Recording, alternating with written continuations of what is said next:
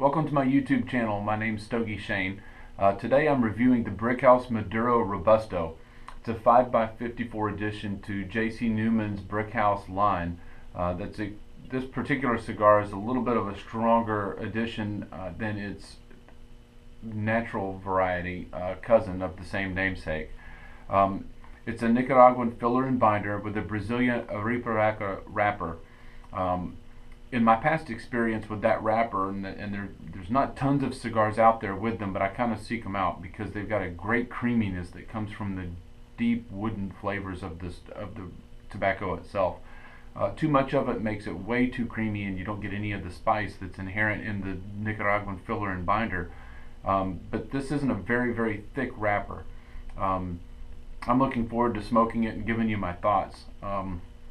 I'll cut it real quick, and as I like to do with these particular wrappers, try and get some flavors off of the cold draw and see what we initially get. I don't always do a cold draw taste, but I like to with these because sometimes if the wrapper is really thick, the Brazilian Aripiraca will give it way too much creaminess, and it gets lost. The spice gets lost on the smoke.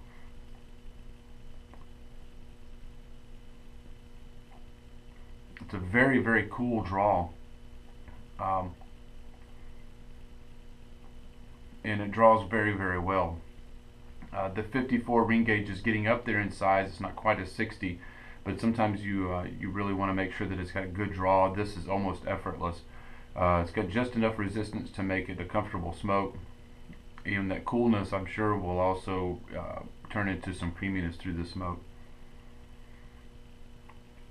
The initial scent is real earthy, almost like wheat or straw. Anyway, I'll light it up and I'll be back after the first third and give you some thoughts.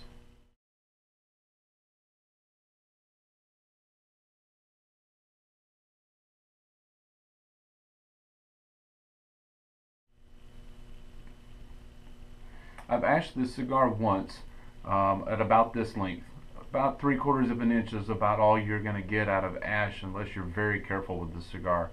But in terms of social smoking, you can expect 3/4 to an inch, and you'll need to ash it. You can see it's mildly flaky. It doesn't dribble and make a mess in your lap or on your on your abdomen or anything, but it's holding up well. I can tell you that it leans just a little bit right of medium bodied, so it's medium to full bodied, at least at this juncture. But the black pepper is beginning to succumb to some of the oakiness that comes from the wrapper, so I think it's going to mellow out nicely, at least if it continues on the pace that it's going right now. The black pepper, or the pepperiness, I think it's a little reminiscent of black pepper, though it's not quite as spicy as black pepper. Definitely peppery, if you're looking to call it something. But it's pleasing also on retrohale. Sometimes black pepper can be very spicy on retrohale, burning your nose and such. This doesn't do that, so I don't want to call it black pepper. It's just reminiscent of that to me. It still has a lot of very cool draw, providing the same effect on your palate as, say, mint would. It doesn't taste like mint, but it has that same cooling effect. That's also why I tend to call it a little bit of spice. I'm loving the cigar right now. It's definitely something I want to keep around. I'll be back at the second third and give you an update.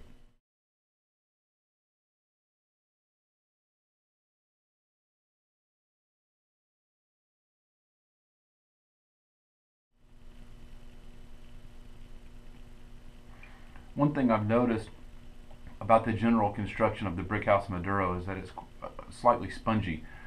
It has a great tactile feel in your hand. It's easy to squeeze, it's easy to bite. You'll be inclined to want to carry it around in your mouth or hold it in your mouth. Unless you're used to inhaling a lot of cigar smoke, I wouldn't recommend it. The Robusto is a little shorter than most cigars, of course.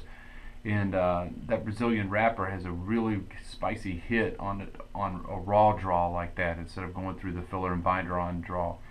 So unless you're used to inhaling a lot of cigar smoke, I'd stay away from it. The general construction of the cigar, though, is great. The spongy feel, it feels fantastic in the hand. You'll see it is still slightly flaky. It doesn't dribble, though. It just requires an ashing every now and then. You may have to touch it up every few minutes or 2 or 3 times through the cigar with a little half-second of flame burst. It doesn't try and come apart at the cut. That's doing very well. It's not trying to break apart and peel. The wrapper's holding on quite well. In terms of flavor, the black pepper spice has begun to succumb to the oakiness, or did at least at the end of the first third. Now it's almost completely gone. There's still some spice there, and that's detected through the coolness on the palate when you draw in. Or if you retrohale, you'll get a little bite of spicy flavor there. Instead, though, that you're getting a little bit of oakiness on the, a little bit of leatheriness on the finish. Imagine, if you would, biting or holding a leather belt in your mouth. Of course, that's a little salty, but the earthy flavor that comes from that you'll find in the same intake on this Brickhouse Maduro, at least at about halfway point, probably continuing on.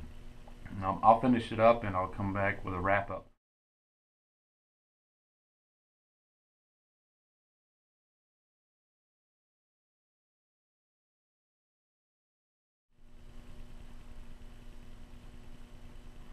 As you can see, this cigar still provides lots of gratifying smoke. It's still very good and spongy. It doesn't crack, it doesn't fall apart. The progression of the flavors that are described at the end of the second third still continues. The spiciness has now almost disappeared. It's right at the end of the finish. And now the wrapper that's providing that solid oak taste, that wooden flavor has moved all the way to the front of the flavor profile. I can't really call it oaky anymore. It's even softer wood than that, and that provides even yet more cream than what we talked about in the second third. That's real gratifying, because at the end of a Robusto cigar, if you've already been dealing with a lot of spice and a lot of pepper, by the time you get to the end, you're going to have a really good hot mess on your hands. That creaminess helps encourage you just to keep smoking, like pretty much till the ashes fall behind your teeth. It's really, really satisfying. I can't call it complex in terms of tons of flavors. The same 4 or 5 flavors continue throughout the cigar, but the complexity and the gratification comes from the way that they shuffle about in the taste profile. It starts off kind of spicy with wooden flavors in the middle of the flavor profile, and some leathery notes at the end of the flavor profile. And then at the second third, it moved to where the spice was then residing in the middle of the flavor profile, with a little more wood at the front and then some leather at the end. And now it's moved to where that woodsy flavor is definitely at the front. The leatheriness is now in the middle. I would actually move the spice clear to the end of the flavor profile and introduce a little bit of cocoa just ahead of that. The cocoa still then finishes right at the very end of the taste, at the finish.